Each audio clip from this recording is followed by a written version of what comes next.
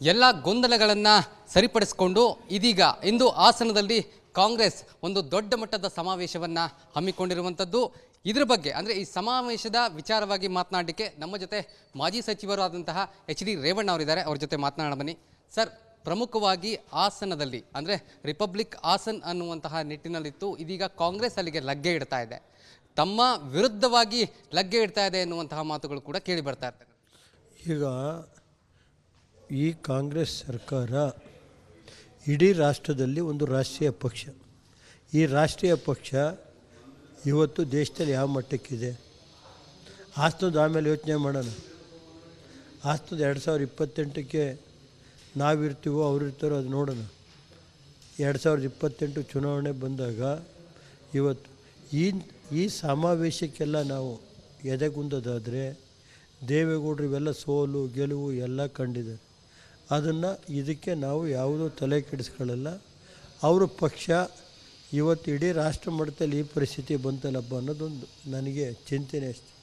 ಏಕೆಂದರೆ ಕಾಂಗ್ರೆಸ್ಸು ಮುಂದಿನ ದಿನಗಳಲ್ಲಿ ಏನಾಗುತ್ತೆ ಅನ್ನೋದನ್ನು ನಾನು ಹೇಳಲ್ಲ, ಕಾಲುವೆ ನಿರ್ಧರಿಸಿ. ಸರ್, ಹಾಸನಗೆ ರಿಲೇಟೆಡ್ ಆಗಿ ಯಾವುದೇ ಚುನಾವಣೆಗಳು ಕೂಡ ಇಲ್ಲ.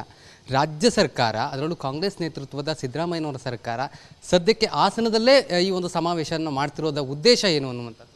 ಈಗ ಅಲ್ಲಿ ಹಾಸನದಲ್ಲಿ ಇವತ್ತು ಉದಾಹರಣೆಗೆ ಹೇಳಿದರೆ 2018 ಚುನಾವಣೆ ಏನಾಯ್ತು. 2018 ಚುನಾವಣೆಯಲ್ಲಿ ಇದೇ ರೀತಿ ಇದು ಮಾಡಿದರು. ನಮ್ಮ ಪಕ್ಷದ 6 ಜನ ಶಾಸಕರು ಏನಾಯಿತು ಸ್ವಾಮಿ ಕರ್ಕೊಂಡು ಹೋದ್ಮೇಲೆ ಏನಾಯಿತು. 2018ರಲ್ಲಿ ಮತ್ತೆ ದೇವೇಗೌಡರು ಮನೆ ಬಾಗಿಲಿಗೆ ಬಂದು ಕುಮಾರಣ್ಣನ ಪಾದಕ್ಕೆ ದೇವೇಗೌಡರ ಪಾದಕ್ಕೆ ಬಿದ್ದು, ನೀವಿಲ್ಲ ಅಂದರೆ ಇಲ್ಲ, 5 ವರ್ಷ ನೀವೇ ಇರಬೇಕು, ನಿಮ್ಮ ಜೊತೆ ನಾವು ಇದಿರ್ತೀವಿ. ಕೆಲವರು ಕುಮಾರಣ್ಣನ ಅವತ್ತು ಒತ್ಕೊಂಡು ತಿರುಗಿದಾರು. ಅವರೇ ಯಾವ ರೀತಿ ನಡೀತು ಅನ್ನೋದು 2014 ತಿಂಗಳಲ್ಲಿ ಕಾಂಗ್ರೆಸ್ಸು ಈ ದೇಶದ ದೇವೇಗೌಡರು ಪ್ರಧಾನಮಂತ್ರಿ ಇದ್ದಾಗ ಯಾವ ರೀತಿ ನಡ್ಕೊಂಡ್ರು, ಚಂದ್ರಶೇಖರ್ ಅವ್ರಿಗೆ ಯಾವ ರೀತಿ ಮಾಡಿದರು, ಇವತ್ತು ಚರಣ್ ಸಿಂಗ್ ಅವ್ರಿಗೆ ಯಾವ ರೀತಿ ಮಾಡಿದರು, ಒಂದು ಇತಿಹಾಸ ಇದೆ. ಇದು ಕಾಂಗ್ರೆಸ್ಸು ಮುಂದಿನ ದಿನಗಳಲ್ಲಿ ಈ ರಾಜ್ಯದಲ್ಲೂ ಅಷ್ಟೇ, ಕಾಂಗ್ರೆಸ್ಸು ರಾಜ್ಯದಲ್ಲೂ ಒಂದು ಹೋಗೋ ದುಸ್ಥಿತಿ ಬರುವಂಥ ಪರಿಸ್ಥಿತಿ ಬರುತ್ತೆ. ಸರ್, ಈಗ ಕಾಂಗ್ರೆಸ್ ಸರ್ಕಾರ ಅದರಲ್ಲೂ ರೇವಣ್ಣವರ ಕುಟುಂಬವನ್ನು ಟಾರ್ಗೆಟ್ ಮಾಡ್ತಾ ಇದೆ, ಯಾಕೆ ಅಂತ ನೋಡಿ ಸರ್. ಯಾವ ಕುಟುಂಬ ಟಾರ್ಗೆಟ್ ಮಾಡಿದ್ರು ಏನೂ ಮಾಡೋಕ್ಕಲ್ಲ. ದೇವರು ಜನತೆ ಆಶೀರ್ವಾದ ಇರೋರಿಗೆ ಯಾರು ಏನೂ ಮಾಡೋಕ್ಕಲ್ಲ. ಈ ಒಂದು ಸಮಾವೇಶದಲ್ಲಿ ಕಾಂಗ್ರೆಸ್ಗೆ ಪ್ಲಸ್ ಪಾಯಿಂಟ್ ಆಗುತ್ತೆ ಎನ್ನುವಂತಹ ದೃಷ್ಟಿಯಿಂದ ಮಾಡ್ತಾ ಇದ್ದಾರೆ ಎನ್ನುವಂಥದ್ದು. ಇಂಥ 10 ಸಮಾವೇಶ ಮಾಡಿದ್ರು ಏನಾಗಲ್ಲ, ನಡೀರಿ ಸರ್. ಅದಕ್ಕೆಲ್ಲ ಉತ್ತರ 2028 ಚುನಾವಣೆಯಲ್ಲಿ ಕೊಡ್ತೀವಿ. ಎಲ್ಲ ಗೊಂದಲಗಳನ್ನು ಸರಿಪಡಿಸಿಕೊಂಡು ಇದೀಗ ಇಂದು ಹಾಸನದಲ್ಲಿ ಕಾಂಗ್ರೆಸ್ ಒಂದು ದೊಡ್ಡ ಮಟ್ಟದ ಸಮಾವೇಶವನ್ನು ಹಮ್ಮಿಕೊಂಡಿರುವಂಥದ್ದು. ಇದರ ಬಗ್ಗೆ ಅಂದರೆ ಈ ಸಮಾವೇಶದ ವಿಚಾರವಾಗಿ ಮಾತನಾಡಲಿಕ್ಕೆ ನಮ್ಮ ಜೊತೆ ಮಾಜಿ ಸಚಿವರು ಆದಂತಹ ಎಚ್.ಡಿ. ರೇವಣ್ಣ ಅವರಿದ್ದಾರೆ. ಅವ್ರ ಜೊತೆ ಮಾತನಾಡೋಣ ಬನ್ನಿ. ಸರ್, ಪ್ರಮುಖವಾಗಿ ಹಾಸನದಲ್ಲಿ ಅಂದರೆ ರಿಪಬ್ಲಿಕ್ ಹಾಸನ್ ಅನ್ನುವಂತಹ ನಿಟ್ಟಿನಲ್ಲಿತ್ತು. ಇದೀಗ ಕಾಂಗ್ರೆಸ್ ಅಲ್ಲಿಗೆ ಲಗ್ಗೆ ಇಡ್ತಾ ಇದೆ, ತಮ್ಮ ವಿರುದ್ಧವಾಗಿ ಲಗ್ಗೆ ಇಡ್ತಾ ಇದೆ ಎನ್ನುವಂತಹ ಮಾತುಗಳು ಕೂಡ ಕೇಳಿ ಬರ್ತಾ ಇರ್ತವೆ. ಈಗ ಈ ಕಾಂಗ್ರೆಸ್ ಸರ್ಕಾರ ಇಡೀ ರಾಷ್ಟ್ರದಲ್ಲಿ ಒಂದು ರಾಷ್ಟ್ರೀಯ ಪಕ್ಷ. ಈ ರಾಷ್ಟ್ರೀಯ ಪಕ್ಷ ಇವತ್ತು ದೇಶದಲ್ಲಿ ಯಾವ ಮಟ್ಟಕ್ಕಿದೆ, ಹಾಸನದ ಆಮೇಲೆ ಯೋಚನೆ ಮಾಡೋಣ. ಹಾಸನದ 2028ಕ್ಕೆ ನಾವಿರ್ತೀವೋ ಅವರಿರ್ತಾರೋ ಅದು ನೋಡೋಣ. 2028 ಚುನಾವಣೆ ಬಂದಾಗ ಇವತ್ತು ಈ ಸಮಾವೇಶಕ್ಕೆಲ್ಲ ನಾವು ಎದೆಗುಂದೋದಾದರೆ ದೇವೇಗೌಡರು ಇವೆಲ್ಲ ಸೋಲು ಗೆಲುವು ಎಲ್ಲ ಕಂಡಿದ್ದಾರೆ. ಅದನ್ನು ಇದಕ್ಕೆ ನಾವು ಯಾವುದೂ ತಲೆ ಕೆಡಿಸ್ಕೊಳ್ಳಲ್ಲ. ಅವರ ಪಕ್ಷ ಇವತ್ತು ಇಡೀ ರಾಷ್ಟ್ರ ಮಟ್ಟದಲ್ಲಿ ಈ ಪರಿಸ್ಥಿತಿ ಬಂತಲ್ಲಪ್ಪ ಅನ್ನೋದೊಂದು ನನಗೆ ಚಿಂತನೆ ಅಷ್ಟೆ. ಏಕೆಂದರೆ ಕಾಂಗ್ರೆಸ್ಸು ಮುಂದಿನ ದಿನಗಳಲ್ಲಿ ಏನಾಗುತ್ತೆ ಅನ್ನೋದನ್ನು ನಾನು ಹೇಳಲ್ಲ, ಕಾಲುವೆ ನಿರ್ಧರಿಸಿ. ಸರ್, ಹಾಸನಗೆ ರಿಲೇಟೆಡ್ ಆಗಿ ಯಾವುದೇ ಚುನಾವಣೆಗಳು ಕೂಡ ಇಲ್ಲ. ರಾಜ್ಯ ಸರ್ಕಾರ, ಅದರಲ್ಲೂ ಕಾಂಗ್ರೆಸ್ ನೇತೃತ್ವದ ಸಿದ್ದರಾಮಯ್ಯನವರ ಸರ್ಕಾರ ಸದ್ಯಕ್ಕೆ ಹಾಸನದಲ್ಲೇ ಈ ಒಂದು ಸಮಾವೇಶವನ್ನು ಮಾಡ್ತಿರೋದ ಉದ್ದೇಶ ಏನು ಅನ್ನುವಂಥದ್ದು. ಈಗ ಅಲ್ಲಿ ಹಾಸನದಲ್ಲಿ ಇವತ್ತು ಉದಾಹರಣೆಗೆ ಹೇಳಿದರೆ 2018 ಚುನಾವಣೆ ಏನಾಯ್ತು. 2018 ಚುನಾವಣೆಯಲ್ಲಿ ಇದೇ ರೀತಿ ಇದು ಮಾಡಿದರು. ನಮ್ಮ ಪಕ್ಷದ 6 ಜನ ಶಾಸಕರು ಏನಾಯಿತು ಸ್ವಾಮಿ ಕರ್ಕೊಂಡು ಹೋದ್ಮೇಲೆ ಏನಾಯಿತು. 2018ರಲ್ಲಿ ಮತ್ತೆ ದೇವೇಗೌಡರು ಮನೆ ಬಾಗಿಲಿಗೆ ಬಂದು ಕುಮಾರಣ್ಣನ ಪಾದಕ್ಕೆ ದೇವೇಗೌಡರ ಪಾದಕ್ಕೆ ಬಿದ್ದು, ನೀವಿಲ್ಲ ಅಂದರೆ ಇಲ್ಲ, 5 ವರ್ಷ ನೀವೇ ಇರಬೇಕು, ನಿಮ್ಮ ಜೊತೆ ನಾವು ಇದಿರ್ತೀವಿ.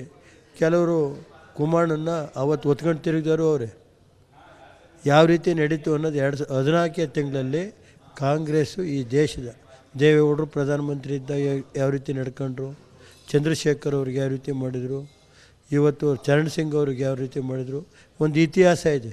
ಇದು ಕಾಂಗ್ರೆಸ್ಸು ಮುಂದಿನ ದಿನಗಳಲ್ಲಿ ಈ ರಾಜ್ಯದಲ್ಲೂ ಅಷ್ಟೇ ಕಾಂಗ್ರೆಸ್ಸು ರಾಜ್ಯದಲ್ಲೂ ಒಂದು ಹೋಗೋ ದುಸ್ಥಿತಿ ಬರುವಂಥ ಪರಿಸ್ಥಿತಿ ಬರುತ್ತೆ. ಸರ್, ಈಗ ಕಾಂಗ್ರೆಸ್ ಸರ್ಕಾರ ಅದರಲ್ಲೂ ರೇವಣ್ಣವರ ಕುಟುಂಬವನ್ನು ಟಾರ್ಗೆಟ್ ಮಾಡ್ತಾ ಇದೆ, ಯಾಕೆ ಅಂತ?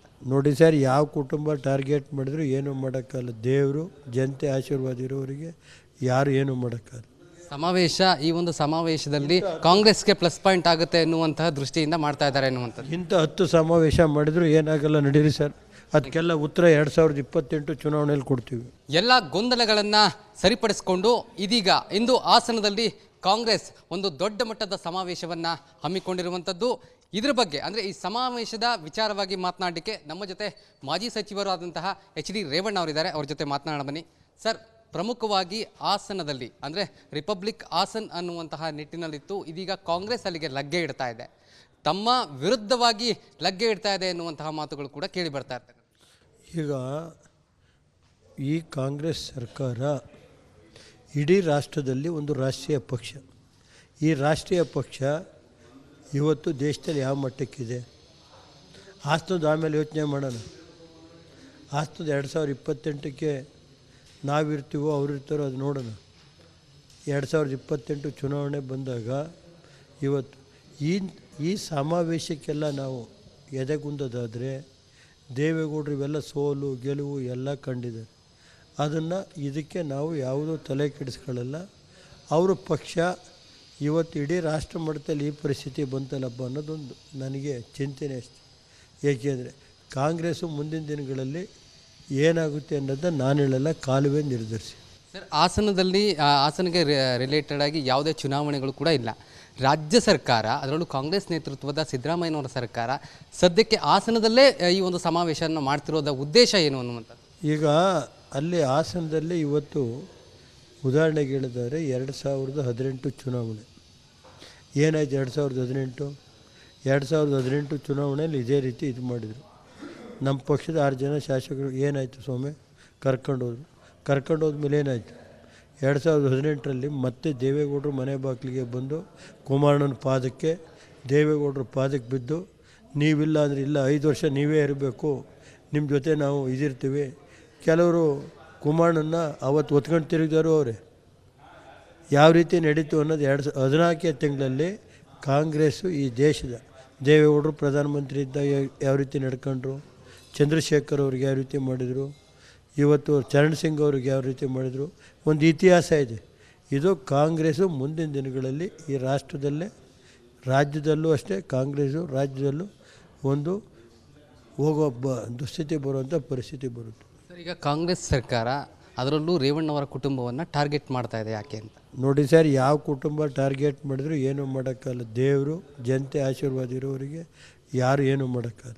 ಸಮಾವೇಶ, ಈ ಒಂದು ಸಮಾವೇಶದಲ್ಲಿ ಕಾಂಗ್ರೆಸ್ಗೆ ಪ್ಲಸ್ ಪಾಯಿಂಟ್ ಆಗುತ್ತೆ ಎನ್ನುವಂತಹ ದೃಷ್ಟಿಯಿಂದ ಮಾಡ್ತಾ ಇದ್ದಾರೆ ಎನ್ನುವಂಥದ್ದು. ಇಂಥ 10 ಸಮಾವೇಶ ಮಾಡಿದ್ರು ಏನಾಗಲ್ಲ, ನಡೀರಿ ಸರ್. ಅದಕ್ಕೆಲ್ಲ ಉತ್ತರ 2028 ಚುನಾವಣೆಯಲ್ಲಿ ಕೊಡ್ತೀವಿ. ಧನ್ಯವಾದಗಳು ಸರ್. Okay by. ಇದಿಷ್ಟು ರೇವಣ್ಣನವರ ಮಾತನಾಗಿರುವಂಥದ್ದು. ಮುಂದಿನ ಚುನಾವಣೆಯಲ್ಲಿ ಕಾಂಗ್ರೆಸ್ಗೆ ತಕ್ಕ ಉತ್ತರವನ್ನು ಕೊಡ್ತೇವೆ ಎನ್ನುವಂತಹ ಮಾತನ್ನು ಹೇಳಿರುವಂಥದ್ದು. ಕ್ಯಾಮ್ರಾ ಪರ್ಸನ್ ಮನೀಶ್ ಜೊತೆ ನಟೇಶ್ ರಾಜಣ್ಣ, ರಿಪಬ್ಲಿಕ್ ಕನ್ನಡ, ನವದೆಹಲಿ.